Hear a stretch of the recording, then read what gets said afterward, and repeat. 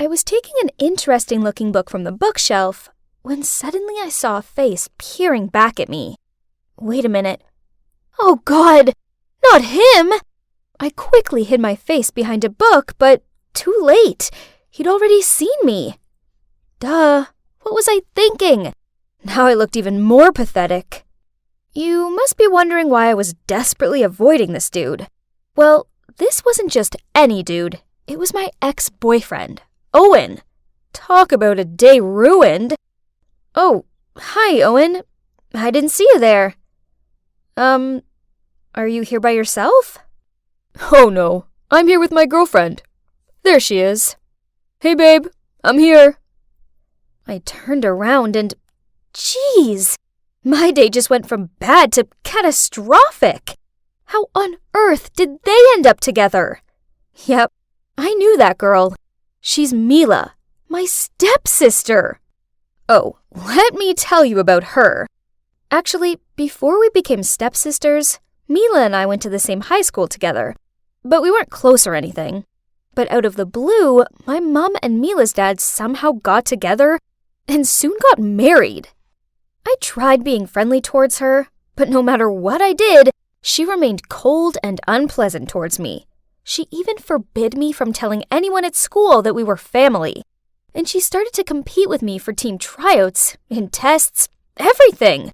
Then one day, after a few months of living together, she informed our parents that she was moving in with her mom and switching schools.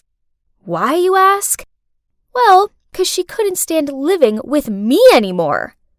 I'm not gonna lie, hearing her say that hurt like crazy. All I'd been was nice to her, but fine. If that's what she wanted to do, then whatever.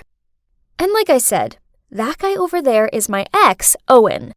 We used to date when I was a sophomore and he was a senior. But then he dumped me for the most ridiculous reason ever. Well, back then, I was on a strict diet. Every time we went out for some food, I would order a depressing-looking salad, and Owen would order a delicious hamburger with fries on the side.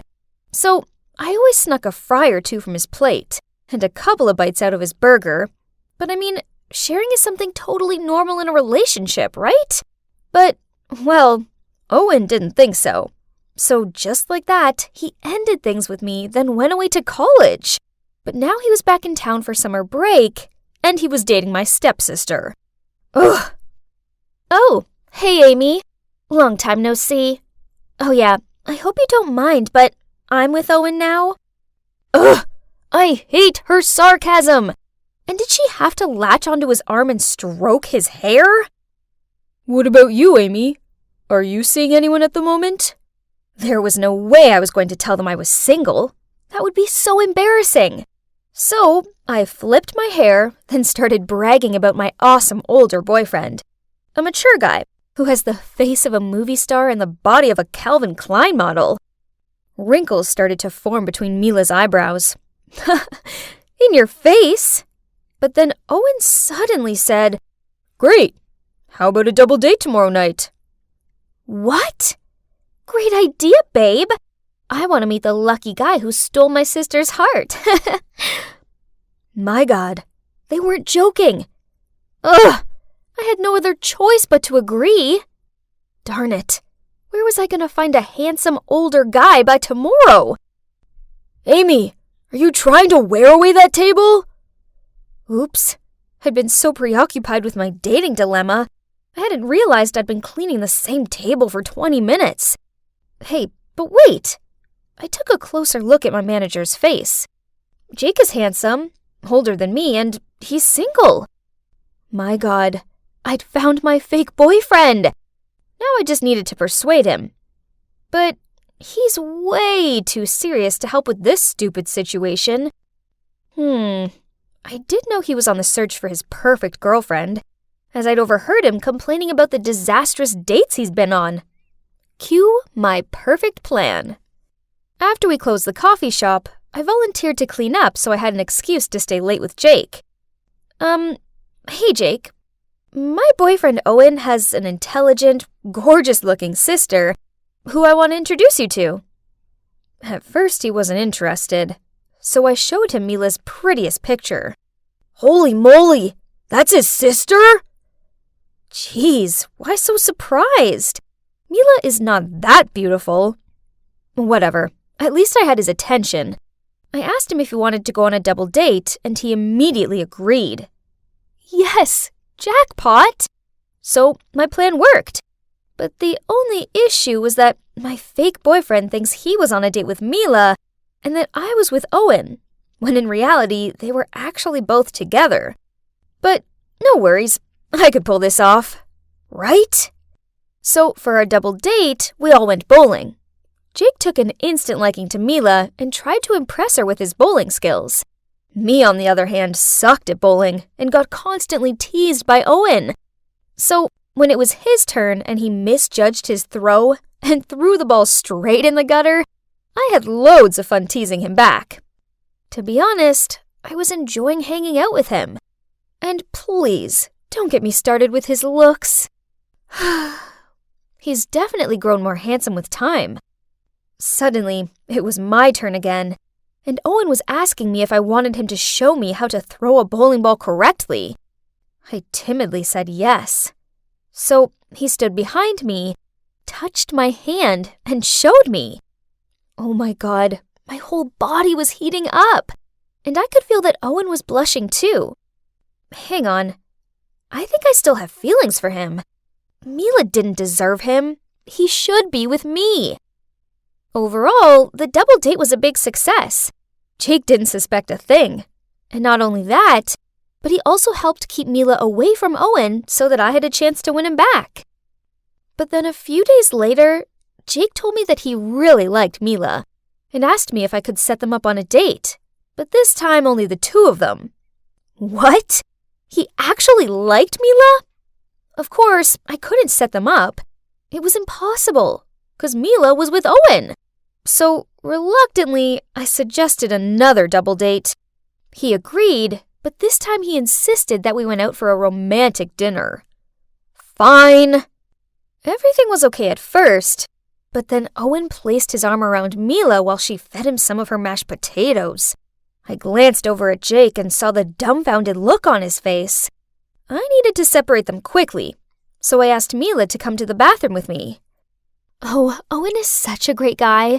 He's so thoughtful, and he always treats me like a princess. Ugh, she's so annoying. Well, enjoy him while you can, 'cause he would soon be mine again. When I walked out of the bathroom, Jake ran over to me and dragged me into a corner. Owen and Mila are really strange, don't you think? Are you hiding something from me? What? I would never. They're just close siblings, that's all. Oh, and by the way, I talked to Mila in the bathroom, and she thinks you're a great guy. Of course, that was a big fat lie. If I was Pinocchio, my nose would be as long as an entire baseball bat. But at least Jake was buying it, 'cause he looked so thrilled. We went back to the table and continued this so awkward dinner. Suddenly, Owen and Mila started calling each other Buttercup, Cutie Pie, and other disgusting nicknames. Jake and I just sat there with super awkward faces. Hey, Mila, you and Owen seem to be pretty close. Have you always been this way? Of course. We just can't get enough of each other, can we, sweet stuff? She looked at Owen with dreamy eyes and kissed him on the cheek. Yes, on the freaking cheek! I looked over to Jake and, yep, he looked so horrified, but maybe he hadn't figured out they aren't siblings. Ugh, who am I kidding? Of course he'd figured it out. After the double date, he yelled at me for tricking him. I explained to him that I really like Owen and that I was trying to win him back. What about you? Do you like Mila? Jake silently thought for a minute, then nodded. He really likes Mila a lot. So I suggested that we should team up to break the couple up. And Jake agreed. I told Jake that Mila is into photography and also has professional equipment. So he messaged her asking if she could take photos of the coffee shop for his online page. And Mila said yes. While that was going on, I turned into a complete creep and followed Owen just so I could accidentally bump into him at the bakery. Then we had some croissants and talked about the old days. I thought it would be fun spending a whole day with Owen, but no. On the contrary, it soon began to get boring. Kinda annoying even. Turns out, his personality hadn't changed at all. He kept his food out of biting distance of me and still told the lamest jokes. Listen to this. What do you call a sad coffee? A depresso. Now I regret buying him that coffee. Maybe I should reconsider this. I mean, do I really want this boring guy back? Then he told me he was planning a special surprise for Mila, and he wanted to discuss it with me over dinner at his place. When I was in the kitchen helping him to cook, he suddenly lunged forward and tried to kiss me. Huh? What? I was so startled that I threw some carrots in his face. Oh my God. My plan actually worked and Owen had fallen for me. What about Mila? I thought this whole meeting was about a surprise for her. And that was when Owen came clean to me. He had no surprise planned for Mila. That was just a ruse to get me here.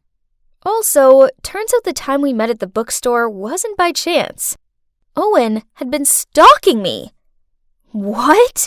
Creep! He also knew that Mila was my stepsister, so he purposely got with her to make me jealous.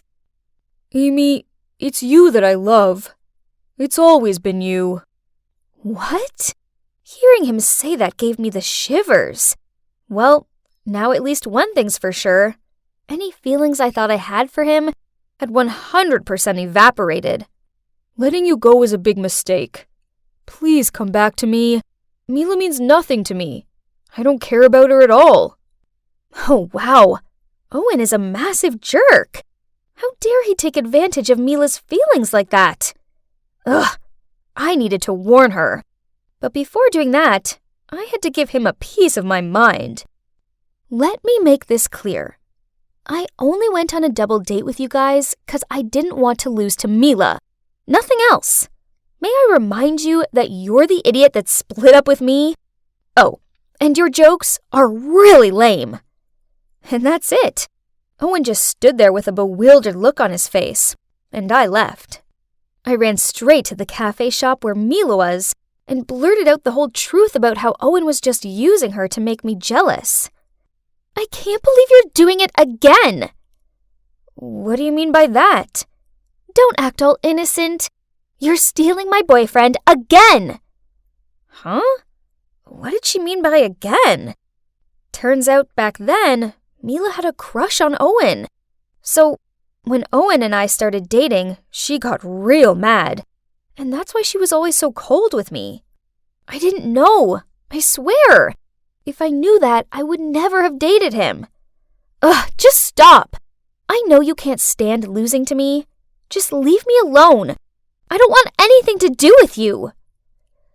I give up. Talking to her was pointless. But then Jake suddenly spoke up. Mila, she's trying to protect you. If she didn't care about you, then she'd just let you be with that jerk. But no, she told you the truth even though she knew you'd probably react like this. Because that's what sisters do. They protect each other. Mila fell quiet for a bit, but then realized Jake was right. So we sat together and had a long, serious talk. There were laughter, tears, and copious amounts of hot chocolates, but in the end, we finally seemed to understand each other. So that was it. After all the drama, Mila and I put aside our feud and made up. At first, Mila was kinda sad about what Owen did to her. Luckily, Jake kept her company, and she soon opened up to him, and their relationship developed. And now they're dating. Yahoo! About me, I may still be single, but I'm okay with that. The main thing is that after all these years of hating and competing, Mila and I made up. I don't have a boyfriend, but I have something better. I have my sister back. Bye, Auntie. I waved to her. I promise I'll be fine at home alone. That's good. I'll be back soon, Bee. Then she left. That's my Auntie Anna. I was staying with her while my parents were on vacation. I was about to walk back into the living room when the doorbell rang, so I immediately ran to the door and looked through the peephole. Ah! It was Mom! I quickly opened the door and rushed out to hug her tightly. Mommy! How come you're back so early? Mom stroked my hair and softly said, Oh, sweetie, I came to pick you up. How can I leave my little princess alone? Now, hurry up and pack your things. I gave a confused look. But Auntie Anna's at the grocery store. Shouldn't we wait for her? She shook her head. No, sweetie. I already called her. So we quickly packed my things, and Mom led me outside to a rather old car, which was completely different from our usual BMW. Mom, where's Dad? This isn't our car, I asked her. She knelt in front of me and smiling said, Daddy's waiting for us at the beach. It's going to be lots of fun. I jumped up and down excitedly. Yay! I couldn't wait to build sandcastles and splash in the sea. This was so cool. On the way, I must have fallen asleep, as when I opened my eyes, it was already dark outside. I got out of the car and looked around. Where was the ocean? All I saw was some small house in an unfamiliar neighborhood. Beatrice, this is our new home. Just you and me from now on. Mom's sudden words totally woke me up. Mom, why? What about Dad? I stammered. Listen, I'm sorry. I can't explain it to you at the moment. You're too young to understand. I had so many questions flying around my head, but looking at Mom's sad face, I knew I shouldn't ask her anymore. The next morning, I woke up excited and curious about our new beginning here. I opened the curtain and saw a group of kids my age playing across the street. So, without thinking, I rushed outside to join them. Hello, I'm Beach. Suddenly, my mom came out of nowhere, a frantic look on her face as she shouted, I've told you to stay inside! And pulled me back home. Everyone was gawping at us, including the man who lived across the street. It was so embarrassing. As soon as the door slammed shut, in a serious tone, she said, We just moved here. You shouldn't make friends with strangers that fast. And don't talk too much about yourself, okay? Mom had never minded me playing with other kids before, so why now? This didn't make any sense. After that, she only let me out of the house for school, and she always kept an eye on me, so that's why I couldn't make any friends here. I resented her so much. I was so lonely. One good thing about it was she didn't have any house rules, so I could spend all day watching cartoons while eating junk food, and she didn't mind at all. This was great, as before we moved here, Mom and Dad never let me do stuff like this. But eventually, I got sick of those junk foods. I felt kinda icky. I longed for Mom's special spaghetti with crab sauce, so I begged her to make it. At first, she refused, saying that she was very busy, so I kept on whining until she finally agreed. Later, I went to the kitchen for dinner, and the room was an utter chaos. Pots and pans everywhere. Mom looked messy too, as she passed me a plate of spaghetti and meatballs instead of her signature dish. Well, okay, it looked delicious anyway, so I took a full fork of it as Mom watched on. Water! I need water! Gosh, it's so salty. Mom quickly replaced my pasta plate with a box of fried chicken and said, Today I'm busy, so I was a bit distracted. Sorry, honey. Her awkwardness made me laugh.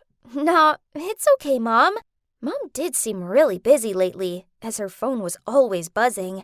The calls even came late at night when I was asleep, so she always quietly went out to answer it. Guess it's hard being a single mom after all, so I tried to be more understanding. And just like that, time passed. Staying inside and having no friends became the norm for me. Still, I often sat by the window and stared longingly at the kids playing outside. Then one time, when I was doing this, Mom appeared and asked me if I wanted to go to the nearby amusement park. Wow, could there be anything better than this? I leaped up, clapped excitedly, then wrapped my arms around her. Honestly, the park was pretty small, and everything seemed kinda tired looking. But this didn't matter, as it was the best day I'd ever had. Mom never used to like rides or games, but today was different. She even got excited when she saw the beanbag throwing stall. She knocked the tins down in one go and won me this giant cuddly bunny. I've never seen her have fun like this before. My mom is so cool. Afterward, Mom left me sitting on a bench and she went off to get some ice cream. Suddenly, I saw her rushing back, and without ice creams. She pulled on my hand and in an urgent tone said, "We need to go home. We're moving." So we packed up our things and left in a rush. I kept on asking Mom what was going on, but she dodged my questions. During the car journey, I heard her mutter to herself, "We're going somewhere new. It'll be exciting. A new adventure. Yes, it'll be fine this time." I may have been young, but I wasn't stupid. I knew she was hiding something. But she's my mom, and I didn't want to upset her by bugging her with questions.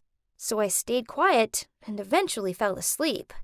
Once again, I woke up in an unfamiliar place and stared out of the window. I wasn't as bothered about this place as I was about the last. I didn't want to get too attached to it, as I didn't know how long it'd be before Mom made us move again. But there was one thing that bothered me. Across the street was a man looking straight at our new house. He looked identical to our previous neighbor. Maybe he'd just moved here too? What a coincidence! I mentioned the man to Mom, but she told me she didn't know him, and then sternly told me never to interact with him. At school, I was the strange kid who didn't talk to anyone. The older I got, the worse this felt. And the other kids laughed at me, and I heard them call me weird behind my back. I felt so lonely and depressed. So at home, I often just sat by the window with a book and tried to pretend that the adventures I was reading about were happening to me. Worse still, Mom was acting even odder than usual. The other day when I got home from school, I found her chucking perfectly good food out of the fridge. Some were even brand new. I asked her what she was doing, and she replied, "It's gone off, so I'm getting rid of it." Then she started scrubbing the fridge. "The smell won't go. Why won't it go?" What was she talking about? Everything seemed fine. What's happening? Then I discovered that Mom often left the house late at night and didn't return till dawn. I knew if I asked her about this, she wouldn't say anything. So that night, I snuck out and followed her. Mom was wearing dark clothes with a hat and a big scarf covering her face, even though it's not that cold outside. Why the disguise? Then, can you believe it? I spotted her going over to the neighbor's house and cuddling him on his porch. I jumped out of the darkness and shouted, "Mom, what's going on? I thought we weren't meant to talk to this man." She gave me an alarmed look. At that moment, Mom received a text. In a panicked voice, she said to me, "Beatrice, we have to go. Now! I'll explain everything later, I promise." Right after that, the mysterious man waved at us and told us to get in his car. Then he sped through the night. After regaining my senses, I turned to my mom and asked, "I hope this explanation is good." Actually, we're in danger, honey. It's your dad. He's an imposter. I only figured this out when I was on vacation with him, and I've been running from him ever since." What? I'd never suspected my dad of being someone else. It made no sense. Then, through sobs, my mom continued to say that my real dad was actually a member of a secret organization, but he had been missing for a while, and now the organization was after us. She often received anonymous messages and calls threatening her. She didn't want me talking to strangers in case they were spies.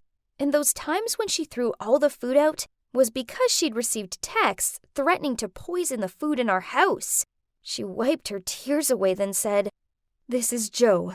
We went to college together, and he's been such a help. We fell in love, but I didn't dare tell you because I was afraid you wouldn't understand."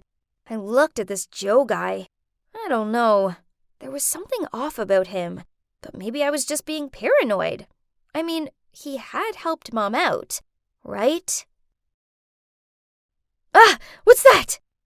Ever since I found out about the secret organization, I've been kinda jittery. What if they suddenly turn up and take me and my mom away? I know Mom's worried too, as she seems so distant. I just want to make things better for us both.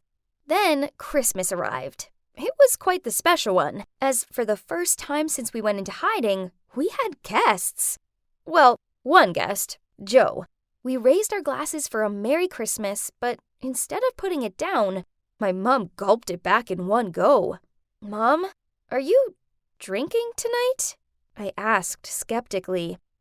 "Of course, my dear. It's Christmas. Let me tell you, I'm no less than a man when it comes to drinking." I chewed on my lip as I thought about this. Mom had an alcohol allergy, and at the most, she only had tiny sips. Suddenly, a thought came to mind. Maybe Dad wasn't the imposter after all.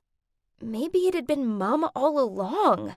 She enjoyed the roller coaster rides, though to my recollection, Mom was afraid of heights. She couldn't cook. She now loved Joe, a strange man, and she could have downed alcohol without being ill. If this was true, then who could I trust now? Something wasn't right. I could feel it in my gut. So the next day, I secretly went to the cops instead of school as usual. Then I found out something crazy. Turns out, my real parents had been looking for me for over the past 6 years. OMG! As for the mother I was living with, who was she? I tried to stay calm while waiting for the police to contact my parents first. And as soon as they got there, the three of us broke down in tears. That's when my real mom told the whole truth. Actually, she had a twin sister called Linda. No one had ever known about Linda, as due to her debt problems, my grandpa rejected her and forbade her to ever show up in front of anyone in the family. But my mom couldn't disown her own twin, so she secretly gave her money. Then one time, Linda was asking for too much that Mom turned her down. Unexpectedly, she came and took me away to pressure my mom to send her more money. During that time, my mom kept transferring her money to make sure I'd be provided for. She hadn't given any information about Linda to the cops, though, because Mom still wanted to talk to her first, though, so that her sister wouldn't end up in trouble. Wow, this was a lot to take in. After that, Mom ran over to Dad, who's in line to talk to the police. She grabbed his hand and begged him to give Auntie Linda a chance. As you see, I missed out on having a normal childhood because of my aunt, and what she did was wrong. But there's a part of me that will always care for her, as she raised me for all these years. And my heart urged me to say, "Dad, I didn't want to turn her in either." My dad looked at me hesitantly, but in the end, he nodded in agreement.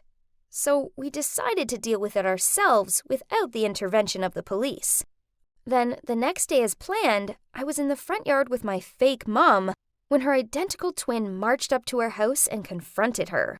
Once my Auntie Linda got over the initial shock, she confessed everything to me. It was sad, but glad that it's all over now.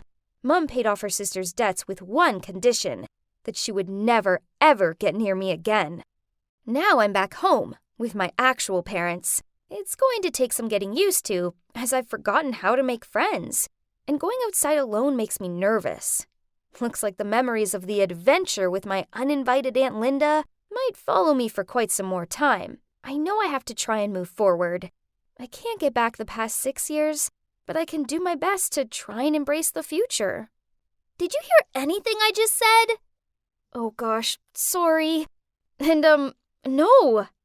I swear, I wasn't ignoring my friend on purpose. I was just distracted by that guy over there, Luca. I know, he's so handsome. The best part is, he's single. Yep, he broke up with his girlfriend a few months ago. And today was the day I, Michelle Summer, would make Luca Rodriguez my boyfriend. I mean, his heart had to have healed by now, right? The only class I shared with Luca was French, so it was now or never. I wrote a love letter and asked the guy behind me to pass it to Luca. My heart started beating faster and faster until my teacher, Mrs. Davis, intercepted it. Who's passing letters in class? Nobody, huh? Let's see what's so important it can't wait until break. Wait, was she seriously gonna read it in front of the whole class? I watched her slowly open the letter. Oh man, Someone, sweep in and stop her, please! Dear Luca, I was struck by the lightning of love right from the first time I saw you. I can't stop thinking about your cute smile and how I could drown in your deep blue eyes. I like you, and I was wondering if you like me too. The whole class burst out laughing, but luckily for me, Mrs. Davis left my name out. Phew!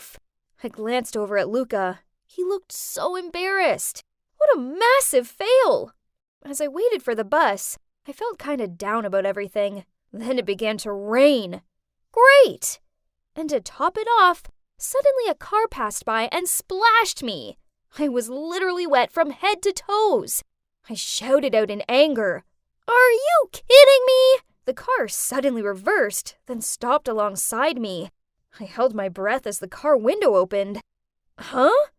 Luca! What? I'm really sorry. Are you okay? OMG. Luca was speaking to me. Okay, calm down, Michelle. Just play it cool. Oh, I'm fine. It was my fault. I shouldn't have sat at the bus station. Yeah, right. How smooth. Perfect. Now he'd think I was a weirdo and drive away. But he didn't. Instead, he smiled and said, "Get in. I'll give you a ride home." Me and Luca? Alone in a car? Thank you, universe! I excitedly got in.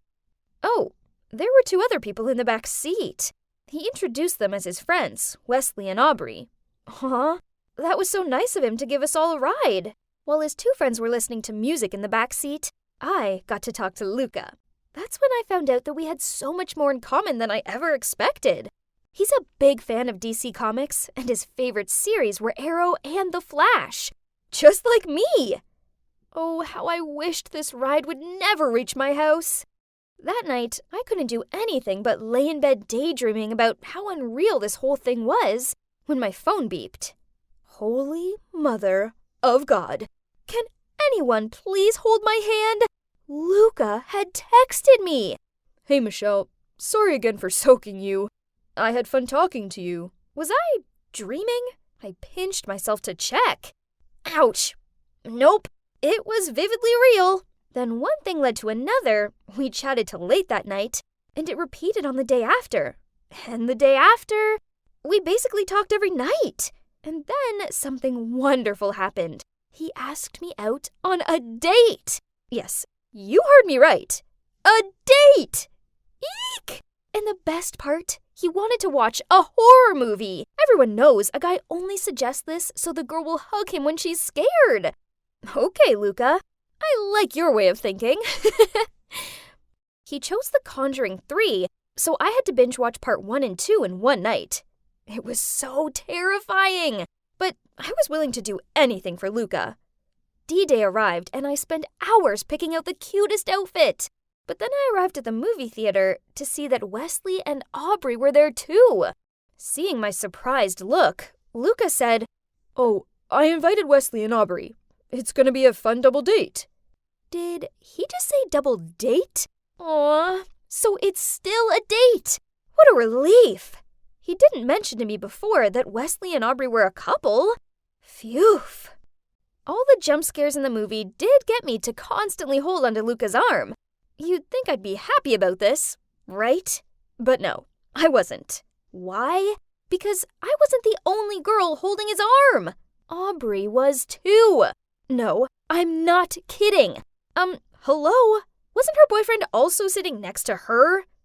Thank God the movie finally ended, as watching Aubrey clinging onto Luca was even creepier than the movie. After that, Luca suggested we go for Mexican food. I happily agreed. Only Wes and Aubrey tagged along too, of course. Then just before we ordered drinks, Wes received a call from his mom and had to leave. So the three of us were left having dinner together. It was an awkward atmosphere, as Aubrey kept bringing up all these inside jokes with Luca, while I sat there clueless and feeling like a third wheel. Well, that sucked, but at least I'll have some time alone with him on the ride home to make up for this, right? But then Aubrey latched onto his arm and in her sickly sweet voice asked, "Oh, it's so late out. Luca, you're driving me home, aren't you?" Luca turned to look at me awkwardly. Well, I didn't want to make a scene, so I said, "Don't worry, I can call my friend. She works right around the corner and her shift's about to end." Yep, that was a big fat lie. Anyway, he smiled, and then they left, leaving me there all alone. I called an Uber and headed home. That night, I couldn't sleep. I couldn't stop thinking about how there was something fishy about their relationship. But then I got a text from Luca. "I had a great time today. I was wondering if you'd like to be my girlfriend? X." What? I had to rub my eyes and reread it. OMG. It really said girlfriend in the text. So that means Luca and Aubrey are just really close friends. That's all. I smiled while replying yes to him. So from that moment on, we became an official couple. It was awesome. Well, except for one same old problem. He always brought his friends along. Every day. You see, Wesley and Aubrey went to another high school nearby. When I first met them, I thought Luca was just giving them a ride home because of the rain. But turns out, he drove them every freaking day. They often hang out afterwards also. So it meant that Luca and I never had alone time, not even half an hour. But that wasn't the worst part. Since Luca and I became official, Aubrey's become even bolder than before. For instance, one time at the park, Luca was eating a hot dog and got some mustard on his face. I laughed so hard and told him to stay still so I could take a picture of his cute face. But then Aubrey just turned to him, took out a tissue, and wiped the mustard away. And that wasn't all. She even drank from his cup, fed him snacks, and often gave him these googly eyes. You must be wondering how she could just blatantly flirt in front of Wes like that? Well, that girl really knew how to blindside him. Sometimes she kissed him on the cheek or stroked his hair. Ugh. So who did she actually like? Wes or Luca? I decided to do a test to find out. So I cuddled up close to Luca and leaned my head on his shoulder. And as expected, Aubrey was glaring at me with jealous eyes. Then, as she twirled a strand of her hair around her finger, she asked him, "Luca, Wes is busy this Friday, and I can't miss my dance lesson. Could you take me there and wait around till class is over?" Luca looked awkward, but not knowing what else to say, he muttered out, "Yeah, sure." Ugh! Now she's being too much. I needed to show her that Luca wasn't interested in her, and that she needed to back off. I know, that sounded a bit mean, but seriously, I needed to make a stand, or else I could lose my boyfriend. So on Friday evening, after Luca drove Aubrey to her dance class, I called him and said that my bike had a flat tire. Yeah, I may have punctured it myself, but it did the trick. He immediately picked me up and drove me home. Then I asked him to stay as Mum was making her signature lasagna. He couldn't say no to my mom, so he texted Aubrey to tell her to go home by herself because he was busy with me. Success! The next day, the four of us hung out at the cafe. Luca noticed Aubrey looking a bit tired, so he asked, "Hey Aubrey, are you okay?" "Oh, it's nothing. After dance class, I walked home and it rained all of a sudden.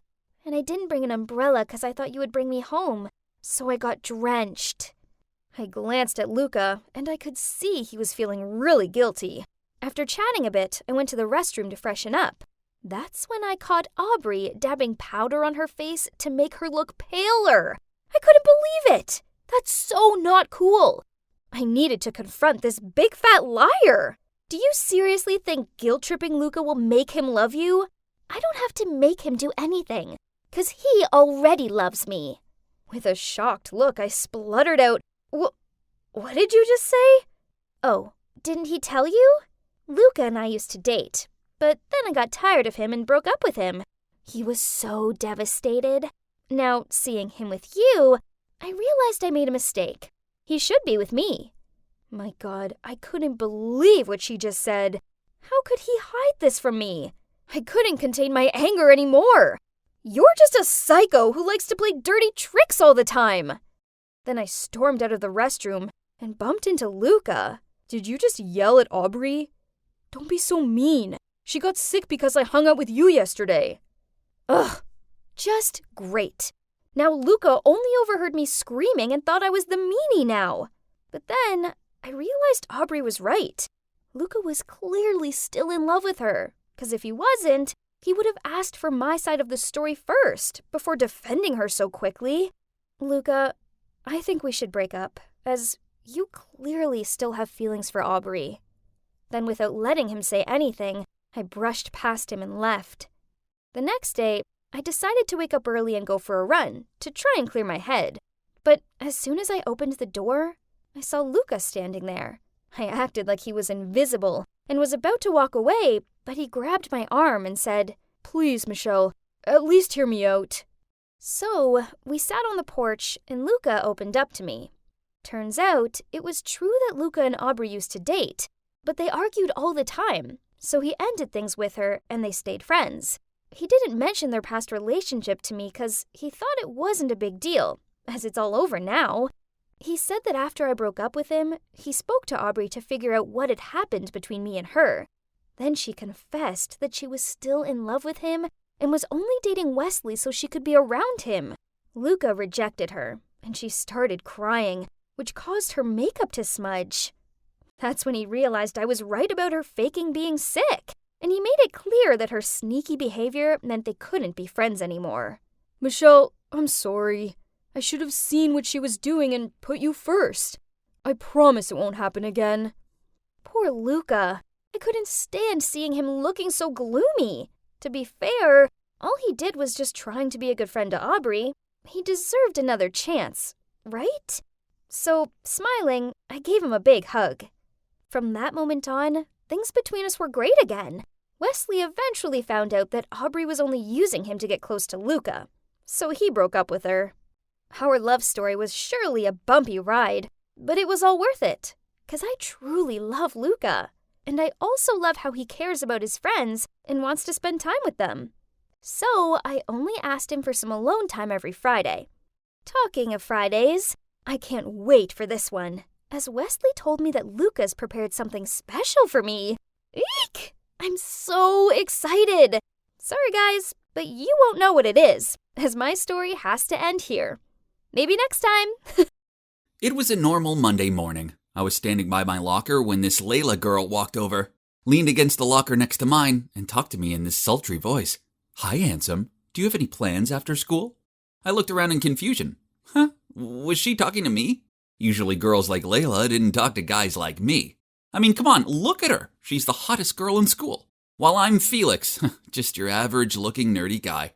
I awkwardly replied, "Oh, hi, I'm just doing my homework after school. Bye." Then I left her there, dumbfounded. But it didn't end there. At the end of school, she approached me again and asked, "Do you want to hang out with me?" Followed by a wink. No thanks, I really have to finish my paper on the French Revolution." Then I walked off. Man, did she really want to hang out with me? No way. She must have lost a bet or something. Even on the next day, Layla, one more time, made a beeline for me with this scary, determined look on her face while I was chatting with my friends. And in a serious tone, she said, "Look, Felix, do you want to be my boyfriend?" What? All my friends started to cheer. I was so embarrassed that I shooed them away to get some privacy with Layla. I'm flattered, but no." She scowled at me. "Excuse me? Do you realize that I'm Layla Hall, the prettiest and most popular girl in this entire school? Not to mention a member of the cheerleading team?" Ugh, cheerleaders are so dramatic. I calmly replied, "Sorry, but you're just not my type." She shouted back, "What? I'm everybody's type!" I just shrugged and left. My God, that was awkward. But at least she got the hint now, right? Well, wrong. Because that's when the trouble just began. Firstly, it was this flood of junk emails and newsletters. Then strange phone calls from the spa and nail salon, asking if I had made an appointment for the day, which I obviously didn't. On top of that, there's a fake Facebook account that started spreading unflattering pictures of me around, picking my nose in French class, pulling this weird tongue-out concentration face as I checked over my essay. There was even a slow-mo clip of me chewing like a camel as I enjoyed my burger. Man, I was an ugly eater. While I was scrolling through these pics, Layla jumped out at me with a big smirk on her face. "Be my boyfriend, then the pranks will stop." Right, of course it was her. Didn't she have better things to do? I shook my head and said, "No thanks. This still beats being with an annoying girl like you." Then a few days later, as I walked into school, I noticed that everyone was giving me dirty looks. Was my shirt inside out or something? Nope. So what was the problem? I asked some of my friends and, geez, Layla told everyone that I kissed her, then ghosted her. She's a real-life Harley Quinn. Hot, but totally crazy. Only a lunatic like the Joker could love her. I'd had enough of her antics. I couldn't let her make me look like the bad guy for something I didn't do. So at lunch, I charged over to her table and yelled in her face, "Are you crazy? Why can't you understand that I don't like you?" Then I shouted so everyone could hear me. "Hey, listen, this rumor about me kissing and ghosting Layla is a total lie. She made it all up because I refused to date her. So please, save your dirty looks for someone else. Thank you." Layla shoved past me and ran out of there. Ugh, okay, maybe I was a little harsh. But you'd brought it on yourself, princess. Then during French class, she was absent, but no one knew where she went. Was it maybe because of me? Nah, probably not. But as I was walking home, I spotted her sitting alone on a swing in the playground. Just go, Felix. This girl only brings trouble, I thought to myself. But oh man, she looked so sad. So the next thing I knew, I was walking over and sat on the swing next to her. I asked, "Why weren't you in French class?" "Just leave me alone. Stop pretending you care." "Look." I took a deep breath, then continued. "I'm sorry for yelling at you in front of the whole school. That wasn't cool. But what you did to me wasn't cool either. Shall we call it even?" Layla stayed quiet for a bit, but then she nodded and smiled at me. Well, that wasn't so bad, right? So from then onward, everything was fine between us. She even smiled at me in the hallway. Whenever I saw Layla, this warm feeling came over me, and I couldn't stop grinning. Once, I even spent my entire lunch break trapezing around school just so I could catch a glimpse of her face. Oh boy, I think I've fallen for Layla. But why now? I tried to ignore these feelings, hoping they'd eventually go away. But then Valentine's Day came along, and Layla, being the popular girl she is, received enough roses to open a florist. Ugh, how annoying. I needed to do something. So after school, I went to her house with some chocolates and a teddy bear. As soon as she opened the door, I blurted out, "I know I'm a big dumb idiot. Rejecting you was a huge mistake. Please, will you be my Valentine?" I stood there red-faced and prepared for rejection. But she just snatched the gift out of my hands, then said, "Yeah, okay then." Oh my God, I couldn't believe it. Me, your regular nerdy guy, was dating the most popular girl in school. Love is really unpredictable. I was amazed at how open she was to my nerdy stuff. She even watched The Mandalorian with me and cooed whenever she saw Baby Yoda. But the one thing that didn't gel so well between us was, yep, you guessed it, studying. Layla didn't seem to care about her grades, and I didn't want her to fail, so I offered to be her tutor. But she was constantly yawning and staring out of the window whenever we started studying. "Felix, I have an idea. Why don't you do my homework for me? In the meantime, I can go to cheerleading practice as we have an important contest coming up, and it means the world to me, just like your math quizzes do to you." What? Was she serious? My God, I hated cheating like this. But she gave me that puppy-eyed look, and me being the sucker I am, I agreed. "Thanks, Felix, you're the best." She kissed me on the cheek, then immediately passed me a huge pile of homework. I asked her why she had so much, and she explained that because she didn't understand it, she let them pile up. But hold on, why did she have Spanish? She was in French class with me, not Spanish. But she just shrugged and said her parents forced her to study it outside of school. Oh, my poor little pumpkin. One day, like usual, I stopped by her place to pick up her homework, but she wasn't home. That was odd. Today wasn't cheerleading practice, so where could she be? I looked through the stack that she asked her mom to give me and saw some Spanish worksheets. So I said to her mom, "Oh, she must be in her Spanish lesson, right?" Her mom looked a bit confused, then laughed. "You know Layla, she's far too stubborn to agree to extra classes." Huh? So the papers weren't hers? Then whose it was? And why? Suddenly I felt this uncomfortable feeling itching under my skin. I decided to confront her later at school. Then the next day I was walking through the hallway looking for Layla when I suddenly heard some guys cheering, something about getting an A in Spanish. Wait a minute, did he say Spanish? I turned to see who it was, and to my shock it was Hector, the captain of the soccer team. Hector was popular for being all handsome and everything, but also for sucking at school. Someone must have done his homework for him, and you guessed it, yeah, this someone was me. Ah, it all made sense now. Layla and Hector must be a couple. They may have been hot stuff, but they both sucked at studying. So she was using me to do both of their homework. It all made much more sense now. None of this relationship was real. It was all just an act. And no way was I letting them get away with this. I had a perfect plan to expose them. During lunch, I sat down at the table closest to Hector. Then I went into lovey-dovey overload with Layla. I fed her cheese fries, then I stroked her hair and loudly told her how soft it was. I quickly glanced over at Hector for his reaction, but nothing. He seemed more interested in her burger than her. Layla raised an eyebrow at me. Are you okay? You're acting really weird. I laughed loudly, then placed my arms around her, then said, it was actually more like shouting, "Oh, because you're so cute!" But why was there still no reaction from Hector? He and his friends even cheered, and on his way out of the canteen, he gave me a thumbs up. Layla didn't look fazed at all either.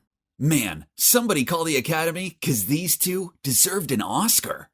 My plan was a massive fail. Ugh, this was so frustrating. I fell silent and Layla noticed and gave me this quizzing look. Something is definitely off. You're being really strange. Okay, if she wanted to know, then fine. So I blurted out. I know that the Spanish papers belong to Hector. You're together and you're just using me to do all your homework. I'm not stupid, you know. Nice meeting you, but please don't ever talk to me again. Then I left without saying a word. Well, that's the end of my story. A rather sad one, right? I would be lying if I said I wasn't feeling down about it. I truly do love her. Whatever. I'm going to college in a few months and I'll get to meet a cute, geeky girl who won't trick me into doing some other dude's homework. Sorry guys, someone's calling me. My God, it's Layla. What does she want? We're done. Stop calling. What? Fine. Promise you'll leave me alone after this? Okay, wait, I'm coming downstairs. Oh my God. Layla's at my front door and she insists to not leave unless I have a talk with her. Ugh. Don't move, everyone. I'll tell you every detail as soon as I'm back. Jesus, guys, you won't believe what Layla's just told me. The thing is that her cheerleading team had to practice a lot for upcoming contests, which means they couldn't study as much. Therefore, they had to find someone who was willing to do their homework so their grades wouldn't slip. That's when Layla came up with the plan to win me over as her boyfriend. The flirting, the pranks, they were all part of her plan. That was the truth. But Layla didn't know about the Spanish worksheets because her teammate Harper gave them to her. Turns out Hector is Harper's boyfriend. Didn't see that coming, right? But I was still super mad at Layla because she still used me. Then Layla took out some papers and showed them to me. It was homework with all B's on them. Then she told me, okay, I admit that at first I didn't like you. I only approached you to take advantage of you. But then I actually fell for you as I got to know you better, okay? So I stopped giving you my homework and did it on my own. So, her feelings for me were real too? I couldn't believe it. Eventually I forgave her and now we're happier than ever. I must say, when Layla first talked to me, I thought she was this crazy girl like Harley Quinn, who I could never like. But I was wrong. Turns out I'm the one who's crazy about her. So, I guess I have more in common with the Joker than I first thought. I can't believe it's been a year since Gerald passed away. I know it's been hard, but on the bright side, at least you still have your 2 wonderful daughters. Thank you. She smiled. Then she rubbed Jamie's head. I'm very proud of this one. Yeah. Jamie's pretty, Jamie's girly, Jamie's adorable. And I was just the other child. I watched on as the 3 of them relaxed on the porch, giggling about dumb stuff and enjoying their lemonade, while I struggled with the stupid lawnmower. They didn't even notice me. I quickly finished up, then I grabbed my skateboard and hurried out of there. Charlotte, stop right there. And where exactly do you think you're going without my permission? Skateboarding. I grumbled, then left. Whatever. She didn't care anyway. She just wanted to suffocate me. It wasn't like this back when I had Dad on my side. As you can see, I'm not a girly girl. All that manicure and makeup stuff just seems like nonsense to me. But my non-identical twin, Jamie, lives for it.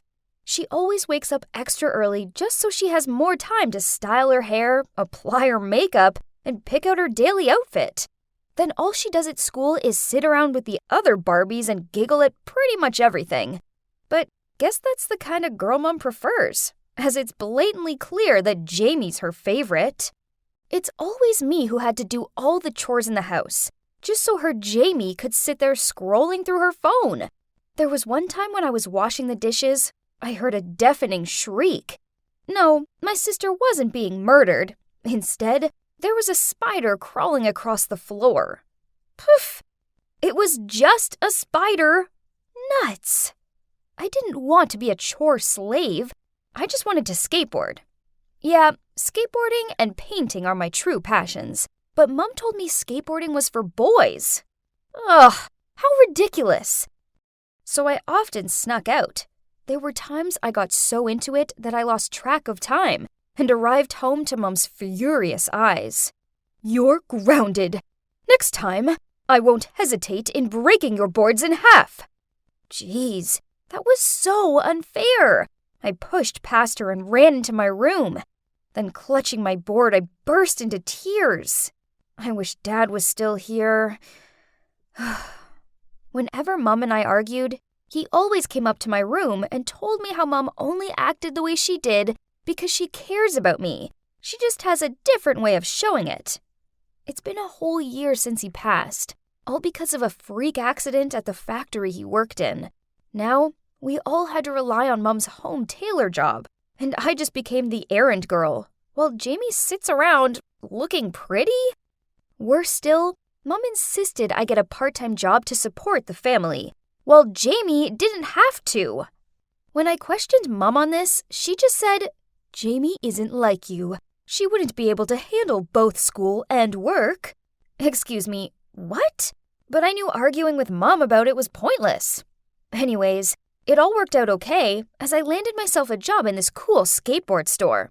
Oh, and also less house chores. One rainy afternoon, the store was quiet, so I took out my sketchbook and designed some skateboards. Then my manager, Rick, peered over my shoulder. Uh-oh, was I in trouble? But to my surprise, he said, "That's pretty good." Then he passed me a flyer for a skateboard designing contest. "You should give it a try." This contest was meant to be, so I spent all my free time shut away in my room working on my design. I didn't see Mom or Jamie for a full week. How peaceful. And guess what? I won first prize. It was awesome. However, Mom snatched the prize money from me due to family financial reasons.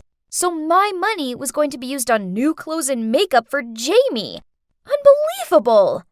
I didn't want to be under this roof anymore. But at 15, where else could I go? Poof. Then Mom told me her work was slow at the moment, so I should enter more contests to support my family. Hey, it got me out of chores, so I agreed to it. And I pretty much won all of them. But it did annoy me that I didn't get to keep my rewards. Then when I saw Jamie showing off her new shoes, I just wanted to yank them off her feet and throw them at her. Ugh! I thought twins were meant to have some sort of deep connection or something. Not me and Jamie. We couldn't be more different. Finally, I had a day off, so I arranged to go skateboarding with Rick. I grabbed my board and was about to leave when Mom blocked the door. "Charlotte, where do you think you're going? Jamie has a date tomorrow, and her dress needs hand washing." What? This was ridiculous. I rolled my eyes and said, "In that case, she can wash it herself." "Don't take that attitude with me, young lady. You'll do as you're told." Through angry sobs, I screamed at her, "I wish you weren't my mom!" Then I ran upstairs to my room. Right at that moment, the doorbell rang. My mom calmed down, cleared her throat, and opened the door. Huh? Why was there an expensive-looking car in our driveway? And why was a wealthy-looking couple standing on the doorstep? Curious, I hid behind the wall to see who they were and what they were here for. From my eavesdropping, I found out that the couple was the Barnes. They'd just retired from their jobs working for the government in the Secret Intelligence Department. Mom and Mrs. Barnes were besties in high school, so when they both fell pregnant at the same time, Mom offered to bring their daughter up as her own, so they could go and work away on their secret mission. "We've both taken early retirement, and we can finally enjoy life. We're very grateful to both you and Gerald for looking after our daughter, but we're here to take her home now." Oh my God! Turns out, one of us was adopted! No wonder we were nothing alike. But was it Jamie or me? Could it be me? I mean, Mom always preferred Jamie, so she could be her biological daughter. I knew they were my real parents. I could feel it. So taking a deep breath, I nervously stepped out to meet them. "Jamie, come down here, sweetie." Mom called, and I froze on the spot. I watched on as Jamie appeared, and Mum introduced her to her real parents. She didn't even seem surprised. She just replied, "Yes, I know," then sweetly grinned. "I'm so happy that I can finally meet you both." The Barnes cooed over Jamie like she was a puppy or something. Then they got emotional and all. Ugh, it made me want to puke. I ran up to my room, locked the door, and cried. Life was so unfair. Jamie was always the lucky one, while I always got the raw deal out of things. I must have cried myself to sleep, as when I woke up, it was morning. I reached for my phone. Jamie had messaged me. "It's sad you missed my farewell dinner. I had a great time living with you. Come and hang out sometime, okay?" Poof! I aggressively threw my phone down onto my bed. Bold of her to assume I would ever want to hang out with her. We had nothing in common. Luck alone was an example. Life went on, but without Jamie, as she moved to some rich kid's school. And I continued going to school, work, sneaking out to skateboard, and avoiding Mum as much as possible. Then one chemistry class, while we were carrying out an experiment in the lab, one of my classmates made a mistake. And boom! We were all left looking like Cinderella. And that might have actually been the best thing of that day, since we were dismissed 2 hours early. Excited, I rushed home to get my skateboard, but I knew I needed to sneak past Mum so she didn't accuse me of skipping class. But as I passed the kitchen, I saw her sitting at the table sobbing to herself. What was going on? Suddenly, she stood up and walked out to the backyard. There was a leather notebook and a pen on the kitchen table, so I tiptoed over and took a peek. It looked like her diary. Those freshly written lines were stained with tears. "Jamie, my baby, I miss you terribly. I want you to live a wealthy, happy life. So I made the ultimate sacrifice. I tell myself every day that you're now a Barnes, not a Smith anymore. Not my daughter anymore." What? I couldn't trust my own eyes. What did these words mean? Could it be... But even if she mistreats me sometimes, she couldn't be that kind of person, right? I tore out that page, then hurried off to the skate park. Only I couldn't concentrate. It was so bad, I messed up my pop shove-it and landed on my butt. Ugh, this was driving me insane. That evening, Mum appeared in my doorway and asked, "Charlotte, what did you do this afternoon?" I answered, "I told you already. I was at school and then the skate park." "Did you see my notebook? The leather one?" I shook my head in response. "Oh, it's my expense book. I can't remember where I left it." She gave another scan around my room before leaving. When she was out of sight, I immediately pulled out my phone and texted Jamie.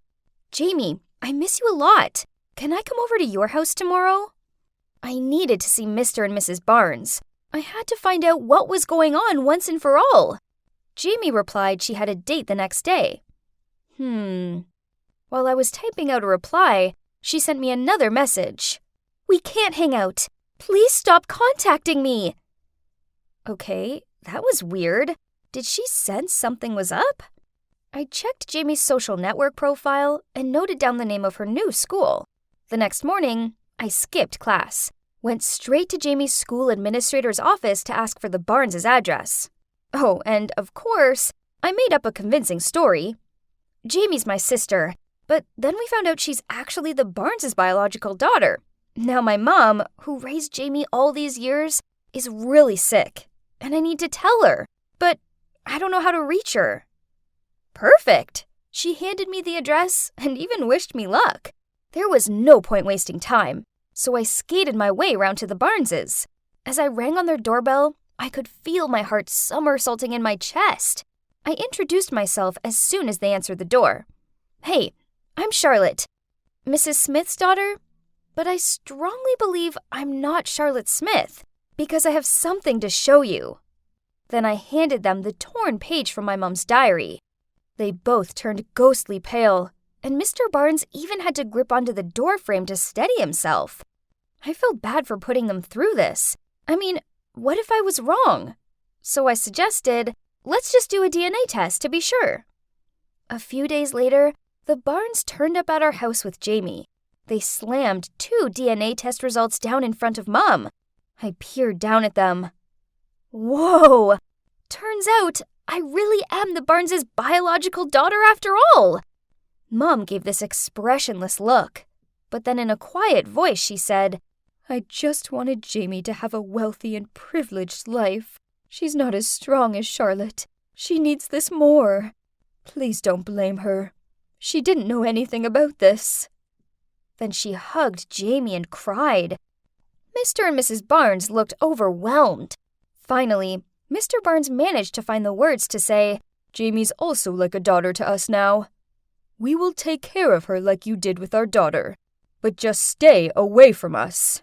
He pulled Jamie away from Mom and guided her out of the house. Mrs. Barnes hugged me as she started crying. I found myself doing the same. This was my real mom holding me. Whoa, this was so crazy. I packed my things, but as I was leaving, my old mom called me back. Charlotte, I have something to give to you. Then she handed me a small box full of cash. This is your prize money. I put it away for your college fund. You better have it back. I'm so sorry. My sight blurred with tears. Dad was right. She still cared for me. My parents will forgive you. Then you'll soon see both of us again, I said as I hugged her tightly. Then I turned and left.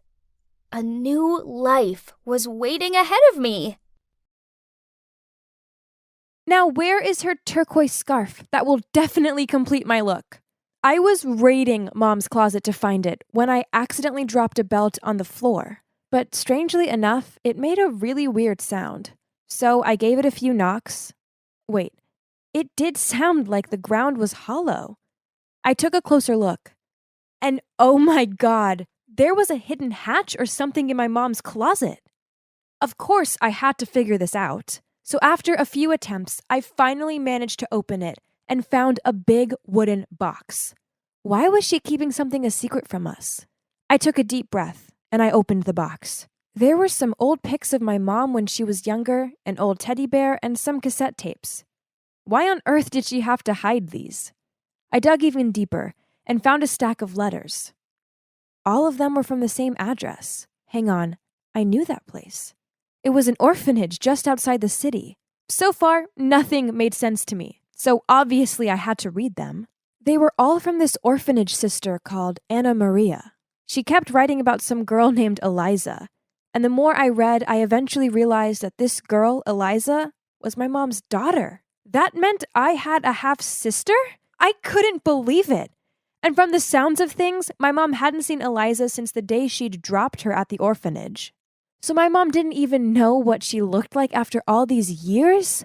This was insane! How could Mom have done this? Not to mention the fact my dad is a politician, so I'd been raised to always be a good person, just like them. But after what I just found out, I didn't know what to believe anymore. This is so absurd. But one thing was for sure, I had to find Eliza. The next day after school, I went to the orphanage. I told Anna Maria everything, and then she said that Eliza had left when she turned 18, but that she came back every weekend to help out. She then gave me Eliza's home address. I followed Google Maps and ended up in a seriously creepy neighborhood. As I knocked on her door, a billion questions ran through my head.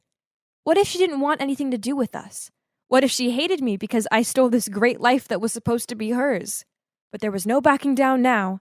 As soon as the door opened, I froze. Could this really be my half-sister? Standing there was this tall, mysterious-looking girl. I was trembling as I said, "Hi, are you Eliza?" She just gave me a skeptic look, then replied, "Why? Who are you?" I couldn't hold back my tears and said, "I can't believe I found you. I'm Alicia, your half-sister." Eliza looked shocked and then said, "Oh, okay, calm down. Come on in, then we'll talk." I sat on the couch and told her everything. Then she began to tell me how miserable her life was, how she worked 4 jobs and it still wasn't enough to pay the bills. Gosh, I felt so guilty hearing all of this. How was it fair that I had a carefree, happy life and she'd been left all alone. I couldn't leave Eliza like that. I had to do something. After that, I rushed home and dragged Mom to my room so I could speak to her privately. I confronted her, and at first she denied it, but she eventually burst into tears and admitted everything. I couldn't believe my ears when I heard the whole story. When she was 18, she'd given birth to Eliza, but Eliza's dad wouldn't take any responsibility. So my mom decided to raise Eliza on her own. It was tough for her, as she didn't have a decent job. Then after about 6 months, my dad appeared and showed interest in her, and because he came from a wealthy family, my mom jumped at the chance to be with him. However, she thought that if he knew about Eliza, he wouldn't be keen. So with a heavy heart, she decided to send Eliza to the orphanage. Ever since then, she'd sent a letter to Anna Maria every year on Eliza's birthday. But she asked her not to send any photos of Eliza, as it was too painful to see. I couldn't believe my mom gave up her daughter for money. I begged my mom to meet up with Eliza. She at least owed her that. I explained how miserable Eliza's life was, and how she didn't deserve that. Finally, my mom agreed. So the next day, she picked me up from school and we went to Eliza's. As soon as my mom saw her, they were hugging and crying, and my mom was shocked at the shabby state of Eliza's place and immediately told her to come live with us. Oh, wow, Mom! I'm glad that we're reunited, but wasn't that decision too impulsive? What about Dad? Well, of course, he was super shocked. My mom sat him down and explained who Eliza was, but he didn't take it well, and they ended up getting into a huge fight, which resulted in my dad moving out. I couldn't believe it. So, from that moment on, it was just me, my mom, and Eliza. I missed my dad so much, but it felt kind of nice to suddenly have a sister. I'd always wanted a sibling. We could hang out together, gossip, go shopping. OMG! This was going to be so much fun. But turns out it wouldn't be as fun as I'd hoped. One night, Eliza was watching a movie. I sat down next to her and said, "Oh man, I love this movie, but I can't stand the female lead. Her voice is so annoying." I turned to check on Eliza's reaction, but she stayed stiff as a board. So I continued. "In fact, she sounds just like my friend Kayla." Still no replying from Eliza. In fact, she didn't even look at me. Was she even listening? Well, clearly she was, because a few days later, my friends came over, including Kayla. And when Eliza passed us, she said, "Bet that annoying Kayla girl you told me about isn't here, right?" Oh my God. I literally froze. How could she say that right in front of everyone? In front of Kayla? I was mortified. And the worst part was that Kayla didn't want to be my friend anymore after that. Even my other friends stopped hanging out with me. They thought I was just another mean girl. And that wasn't all. Eliza started acting really weird. One day I came home from school to find her in my bedroom looking at my old photos. Then when she saw me, she said in a creepy voice, "You're so lucky you weren't abandoned like me." My God, that gave me chills.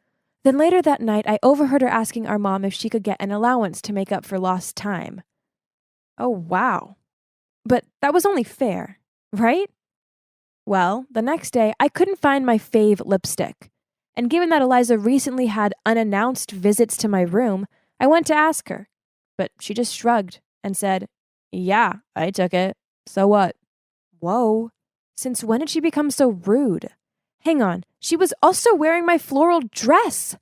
That was it. I'd had enough. I went straight to my mom and told her what Eliza had done. I expected my mom to be on my side, but she wasn't. She told me to be more understanding as Eliza wasn't used to being around other people, so she needed some time to adapt. That's ridiculous. And then it got even worse. She started to target my dad. "You should divorce him. The way he just left you like that, what an awful husband," she told my mom when the two of them were preparing dinner. "You could claim ownership of everything. You just need to prove that he's cheating on you, or that he's corrupt or something. I mean, he's a politician, so I'm sure he's doing at least one of those things." I honestly couldn't believe what I was hearing. I stormed into the room and started shouting at Eliza to stop trash-talking my dad. Then I turned to Mom. "Don't listen to her poisoned lies." But Mom just sighed and replied, "Eliza isn't entirely wrong. Your dad did just leave us, and he hasn't even called. Clearly, he's having an affair." OMG, that snake was brainwashing my mom. A few days later, I saw an article that my dad was charged for corruption. How was that even possible? My dad is a good man. There must be a misunderstanding or something. Could it be something to do with Eliza? It was you, wasn't it? You accused my dad of corruption. I stormed in and screamed at Eliza. My mom was shocked and said, Alicia, what are you talking about? So I told my mom that Eliza must have planned this, and my mom said, don't be absurd. She has nothing to gain from that. Stop speaking nonsense and apologize to Eliza. Mom, I think I know what this is about. Alicia hates me, so she's starting to make up lies about me. In fact, you should be careful that she isn't a pathological liar or something. Or maybe even worse, she could have a mental disorder. My mom then said, You're right, sweetie. Alicia, you need help. I'm going to make a hospital appointment for you. What? Was she serious? I tried to convince her that I was fine, but she wouldn't listen. I then turned to Eliza. You won't get away with this. The next day, my mom tried to get me to go to the hospital, but I locked my bedroom door and refused to leave. But it didn't take long for her to find the spare key, and this time she came back with some dudes next door to help hold me down. I tried my best to break free, but it was hopeless. At that exact moment, I heard my dad's voice. Let her go. I looked up and saw my dad was with a woman. My mom looked horrified and said, How dare you bring your mistress into our home? But my dad said, It's not what it looks like, honey. This is Eliza, the real Eliza. That woman over there is an imposter. Her real name is Kim. OMG! I knew something was wrong with her. You might be wondering why my dad suddenly appeared. Well, I called him the day before and asked him to investigate Eliza. As I had a feeling there was something fishy going on, he went to the orphanage to get more info, and the sisters there kept saying Eliza was the sweetest woman, and that if he waited, he could meet her. Well, then the real Eliza turned up, and that's when my dad found out the truth. Turns out Kim was once Eliza's roommate. Eliza had moved out, but the sisters at the orphanage didn't know this, so they still gave me the old address. Eliza knew about my mom the whole time as she'd found the letters, but she was still mad about being abandoned, so wasn't ready to meet her. She told Kim everything about my family and how wealthy we were, so when I went by the old address and asked about Eliza, Kim seized the opportunity to steal Eliza's identity. My dad pointed at Kim and said, I'll give you 10 seconds to get out of my house or I'll call the police. Don't you ever come near my family again. Kim fled immediately, and we never saw her again. As for the real Eliza, well, that was quite the reunion. At first it didn't go well, but gradually Eliza opened up to my mom, and of course my dad's corruption charges were dropped after he was found innocent. He also forgave my mom and moved back in. Eliza visits us often, and I have to say, it's exactly what I hoped having a big sister would feel like. I'm so glad we're all reunited now. Job hunting is so not fun. But my current job as a waitress isn't working out. There's too much standing around. I now have a blister on my foot. Totally disgusting. Ooh, hang on. This one sounded interesting. Retired couple seeks a well-mannered female housekeeper to attend to their country estate. Board and meals included. This job sounded like such an easy ride, so I called them immediately. And yep, they invited me over. So, this is their country estate. Jeez, it's basically a castle. The owner, Mrs. Harris, answered the door. She seemed friendly enough, and she gave me a tour of the place. I expected her to interview me or something, but in the end, she just showed me a bedroom, then said, I hope this room is adequate enough for you. You'll start tomorrow. My husband and I are away from home quite often. All you have to do is keep an eye on the place and play with our son, as he does get lonely. Huh? I didn't see anything about babysitting in the job description. But I mean, come on, how bad could playing with some little kid be? And who cares? This was the perfect job. They were paying me a high salary to do practically nothing, not even cleaning or cooking, as they had many maids for that. This was over the top. Some people had way more money than sense. I needed to hurry up and move in. For the first few days, the Harrises weren't around, and I didn't see any signs of a kid. I mooched around the mansion and explored the grounds. Then one day I was on the 3rd floor inspecting a funny-looking portrait when I heard footsteps behind me. Startled, I turned around and saw a guy holding a teddy bear and licking a lollipop. He was looking straight at me. Okay, weird. Hello? And you are? I asked. Fred, He said, with a very childish tone. Huh? He was like almost 30 already. How come he spoke like that? Fred wants to play. He raised the teddy bear up to my face, like an invitation. All right, I shrugged, then followed him into his room. Whoa, it was like a toy store in there. He wheeled a toy truck over to me, so I took it and made car sounds as I moved it around. He clapped his hands and cheered excitedly. I ended up spending the rest of the day there playing these childish games with him. Then when I looked up, I saw Mr. and Mrs. Harris standing in the doorway, and beside them was a cameraman who was filming Fred and me. They asked to talk privately, so I followed them out to the garden. Mr. Harris started. Fred is our only son.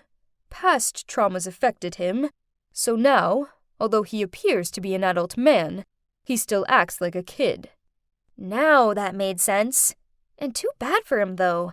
The story continued that Mr. and Mrs. Harris used to work in the media. A few years ago, they decided to record Fred's daily activities, then edited them into videos to make a weekly series on social media. Wow, a show about a man acting like a child? How strange. The audience loves watching Freddie. Mrs. Harris giggled, but then she immediately changed her tone. But I do worry they'll soon get tired of watching just him. I think he should have a friend. It will help the show, and it'll be good for Freddie as he'll feel less lonely. I wonder. She looked at me all wide-eyed. Noticing my skeptical look, Mr. Harris jumped in before I even opened my mouth. We'll pay you double. Whoa, what a deal! I mean, it's not like I needed to be an award-winning actress or anything to be in this type of videos. Most importantly, that amount of money was insane. Only an idiot would have turned down an offer like this, right? So I started being friends with Fred. We shared toys, played in the garden, and did all those childlike things together. To be honest, I found him really sweet, and I felt sorry for him. Whenever he saw me, he beamed at me, and usually handed me his favorite toy, and that made me feel good. So, okay, the cameraman followed us around all day, but I soon forgot he was there. And I also never check out the final videos, as I found it cringy to watch myself. Then one day, the Harrises sat me down to talk to me again. Mrs. Harris looked at me as she said, You may consider Freddie as a child, but he is now a 27-year-old man, handsome and physically healthy. He likes you, and he has every right to date. Then after showing me several comments on the internet, they told me frankly that the views would be higher if I became Fred's girlfriend. So, is it some kind of real-life fairy tale? A kind-hearted girl falls in love with a mentally disadvantaged man? Jeez. But I'm not into him that way.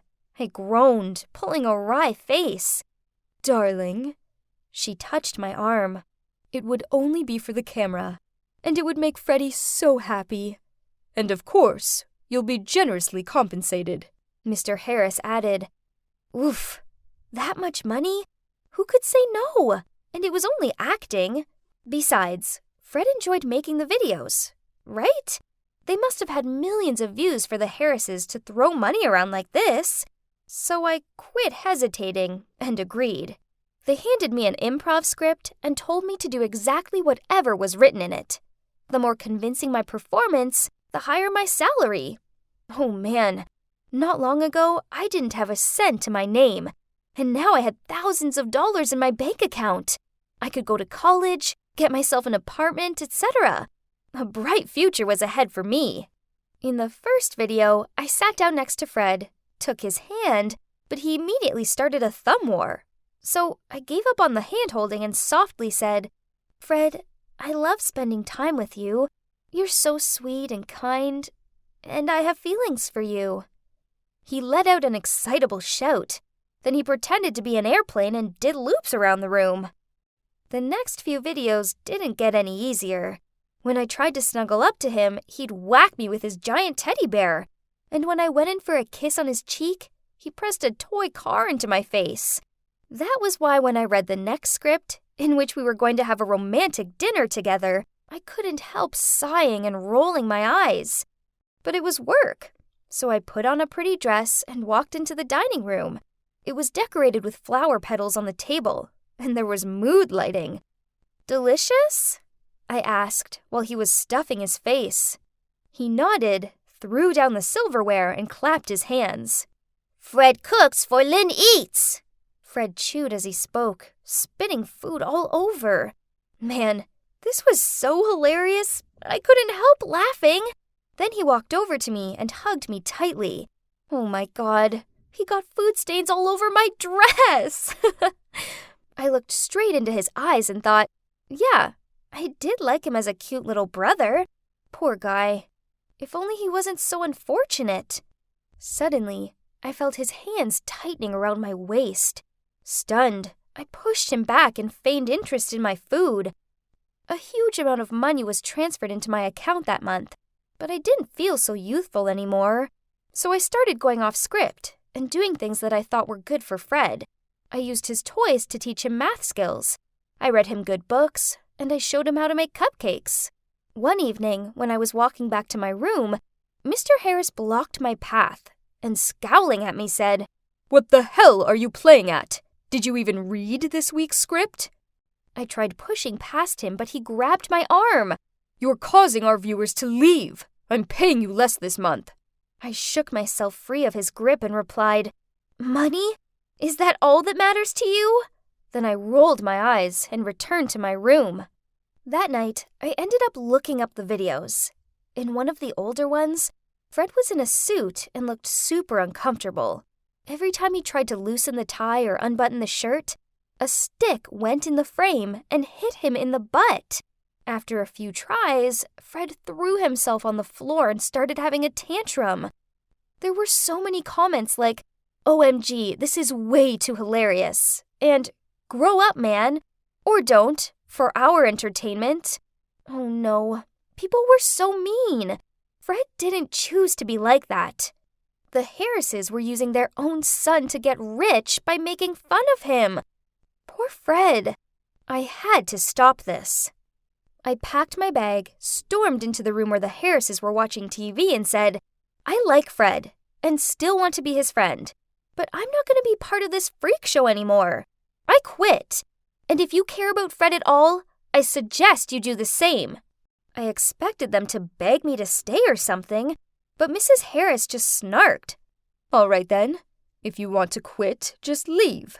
Why bother making a fuss about all this? Girls like you won't be hard to replace anyway." How ruthless were they?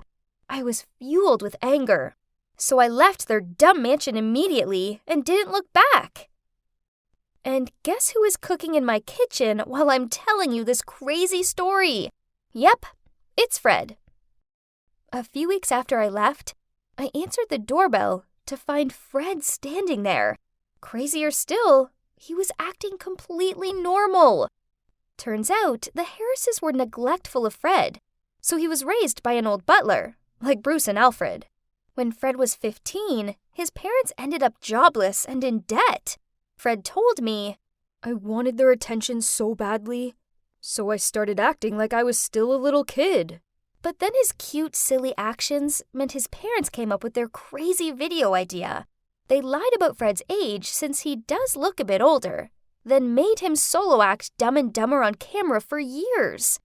At first, I thought this would be a good way to help my parents overcome their financial difficulties. But I soon grew tired of pretending, and they had more than enough money. So I told them to stop, but they refused. Then he told me that the night I left, he got into a heated argument with his parents and told them he wasn't doing the show ever again. "I don't know anyone else, and have feelings for no one else. But you," he confessed.